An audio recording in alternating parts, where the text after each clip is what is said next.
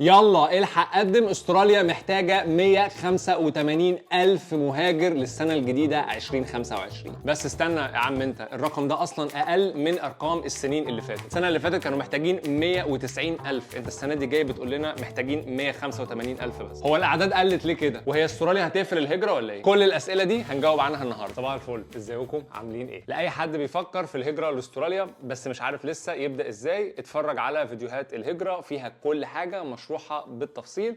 ولو عطلان او واقف في اي حاجه او في حاجه انت مش فاهمها، نصيحتي ليك ما تستناش، هسيب لكم تحت لينكات تتواصلوا بيها مع محامي وكيل هجره معتمد لاستراليا مقيم هنا في ملبورن، تواصلوا معاه بالعربي، اتواصلوا معاه واسالوه عن اي حاجه انتوا عايزين تعرفوها واي فيزا عندكم اي استفسار عنها. الانجليزي هو من الحاجات اللي ما ينفعش تهاجر استراليا من غيرها، فلو عندك اي مشكله في انك تجيب الدرجه او السكور اللي انت محتاجه في امتحان البي تي اكاديميك، اشهر امتحان انجليزي موجود على الساحه دلوقتي ومطلوب للهجره لاستراليا، هسيب لكم تحت لينكات تتواصلوا بيها مع بي تي اي بيك، احسن مكان وسنتر اونلاين ممكن يدربك على امتحان البي تي اي وكمان يساعدك في ان انت تجيب السكور والدرجه اللي انت محتاجها. اخر حاجه، ودي حاجه انا لسه بجربها، لو في اي حد حابب ان هو يتواصل معايا ويسالني عن اي حاجه خاصه بالهجره او المعيشه هنا في استراليا، هتلاقي تحت الفيديو لينكات ممكن عن طريقها ان احنا نتواصل سوا في الاوقات اللي تناسبكم. انزلوا كده تحت الفيديو بصوا بصه، انا لسه بجربها وبشوف اذا كانت هتنفع ولا لا. السنه الماليه في استراليا بتبتدي اول شهر 7 من كل سنه، يعني بعد حوالي 5 أو 6 اسابيع من دلوقتي. في الفتره اللي احنا فيها بقى دلوقتي في نص مايو بتتعلن الارقام الجديده، عدد الفيز وعدد المهاجرين اللي البلد هتكون محتاجاهم للسنه الماليه الجديده. الارقام الجديده للسنه الماليه الجديده اتعلنت فعليا يوم 14 مايو اللي فات، ومن ساعتها ناس كتيره بعدت تسالني ليه الارقام اللي اعلنت السنه دي للسنه الماليه الجديده قلت شويه عن الارقام بتاعه السنين اللي فاتت. في السنه الماليه الجديده 2024 2025 اتقال ان استراليا هتحتاج 185 الف مهاجر علشان تسد العجز في الوظائف اللي البلد محتاجاها في كل القطاعات، واتقال كمان ان هيكون في تركيز كبير على فيز الولايات، خصوصا الفيزا الريجنال ال 491، بحيث يشجعوا الناس ان هم يقدموا على الاماكن الريجنال، الاماكن البعيده شويه مش المدن الرئيسيه في كل الولايات. ال 185 الف فيزا دول متقسمين 132 الف و200 فيزا حوالي 71%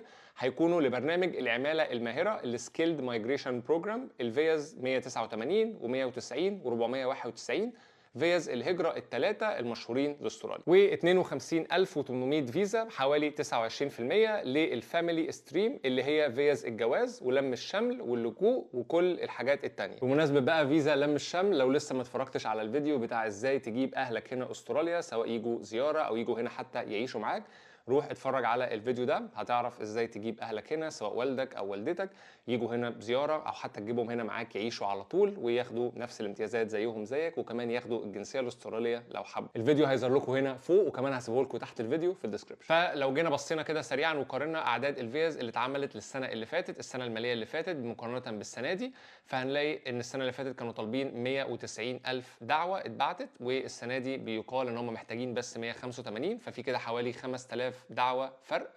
لكن الفكره ان ال 5000 دول ما قلوش من الفيز بتاعه الفاميلي اللي هي فيز بقى لم الشمل والعيله والجواز والحاجات دي كلها. عدد الفيز تقريبا هو 52500 في السنه اللي فاتت و52500 السنه دي. العدد بتاع ال 5000 ده قل فعليا من الفيز بتاعه السكيل اللي هي الفيز بتاعه العماله الماهره نفسها. هم هنا مقسمينها، فهتلاقي ان هي ممكن قبل كده السنه اللي فاتت كانت 137100، السنه دي بقت 132200، ففي حوالي 5000 اتخصموا من هنا او اتشالوا من هنا. ولكن لو جينا بصينا في الفيزا ال 491 بالذات اللي هي الفيزا الريجنال، هنلاقي اللي هم زي ما قالوا ان هم محتاجين يزودوا او عايزين يزودوا الدعوات للفيز دي او الفيزا دي علشان يحاولوا ان هم يخلوا الناس تروح للاماكن البعيده شويه عن المدن الكبيره. فالسنه اللي فاتت كانت 32300، السنه دي زودوها خلوها 33000. فالخلاصه للكلام ده كله ان فعلا ممكن تكون الاعداد السنه دي قلت حاجه بسيطه عن السنين اللي فاتت، بنتكلم في حوالي 5000 دعوه او 5000 فيزا عن السنه اللي فاتت. ولكن لو قارنا الاعداد بتاعت دلوقتي بالسنين اللي فاتت، خصوصا الكام سنه اللي قبل الكورونا قبل 2020، هنلاقي الارقام لسه في المتوسط زي الاول واكتر كمان. اعداد السنه دي اللي مطلوبه 185000، لكن في سنه زي 2020 140، 2019 160، 2018 162، حتى في 2017 183 ألف.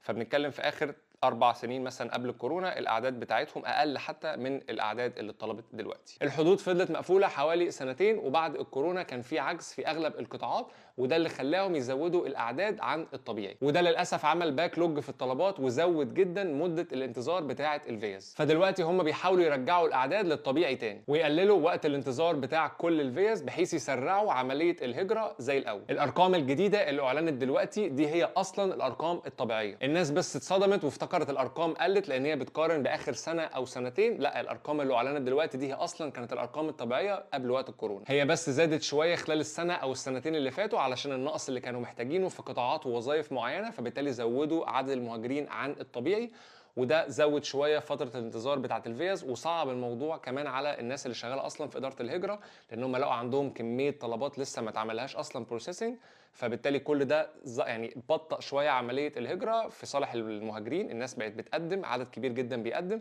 ونفس عدد الموظفين هو في اداره الهجره، فبالتالي الانتظار بتاع وقت الفيز زاد، بدل 6 شهور و8 شهور بقى سنه، واوقات بيخش في سنه ونص. فبالتالي هم عاوزين دلوقتي يقللوا المده دي ويرجعوها تاني زي الاول، فكان الحل الوحيد ان هم يقللوا شويه عدد الطلبات او عدد الفيز اللي بتنزل كل سنه، بحيث يحاولوا يلموا الموضوع شويه، وعلى مدى السنه او السنتين اللي جايين يرجع وقت البروسيسنج او وقت انتظار الفيز زي الاول. ما تقلقوش، الهجره لاستراليا عمرها ما هتقفل. البلد اصلا عايشه ومعتمده على المهاجرين اعتماد كلي. احنا بنيجي هنا بنشتغل وبندفع ضرائب، وكمان مثلا بنأجر بيوت او كمان بنشتري بيوت مع الوقت، وبناكل وبنشرب وبنسافر وبنتفسح، وموضوع الفيز والباسبورات والكلام ده كل ده اصلا دي فلوس داخله، ودي اللي اقتصاد البلد معتمد عليها اصلا بشكل اساسي. اهم حاجه بس انك تسعى، ولو واقف في اي حاجه تخلصها، سواء بقى انجليزي، سواء معادله، سواء تجميع ورق، حاول تخلص اي حاجه انت واقف فيها وعطلان فيها، يا اما انت تخلصها يا اما تشوف حد يساعدك